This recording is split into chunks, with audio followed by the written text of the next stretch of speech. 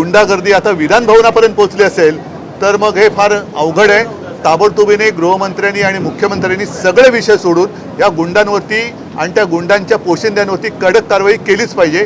तर आणि तरच तुम्ही या राज्याचे पालक मुख्यमंत्री म्हणून जनतेला तोंड दाखवायच्या पात्रतेचे आहात असंच मी म्हणेन।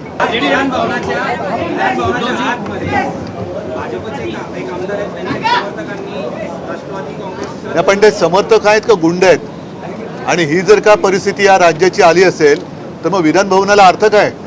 ज्यांनी त्यांना पास दिले त्यांच्यावरती कारवाई झाली पाहिजे। मग तो कोणी असेल ज्यांनी त्यांना पास दिले त्यांचं नाव आलं पाहिजे समोर, कारण हा अधिकार शेवटी अध्यक्षांचा असतो।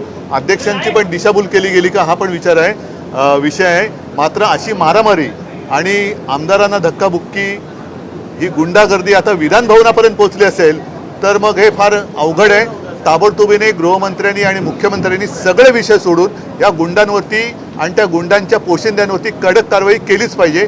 तर आणि तरच तुम्ही या राज्याचे पालक मुख्यमंत्री म्हणून जनतेला तोंड दाखवायच्या पात्रतेचे आहात असंच मी म्हणेन। हे अयोग्य नुसतं नाही, पण विधान भवनाच्या आवारामध्ये जर का या गोष्टी व्हायला लागल्या आणि असे जर का गुंड आणून मारामारी व्हायला लागल्या तर मग मैदानामध्ये या हे सगळ्यात पवित्र असं मंदिर आहे आणि त्याच्यामध्ये मग त्यांना पास कोणी दिले इथपासून त्यांची जबाबदारी आणि त्यांच्या पोशिंद्यांवरती कारवाई झाली पाहिजे।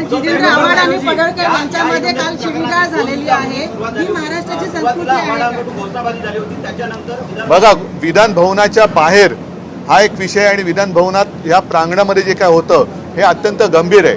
जर लोकप्रतिनिधींना अशा पद्धतीने मारहाण होत असेल किंवा धक्काबुक्की होत असेल आणि विशेष म्हणजे गुंड आत आणण्यापर्यंत पाळी जात असेल तर मग शेवटी विधान भवनाचं महत्त्व राहिलं काय?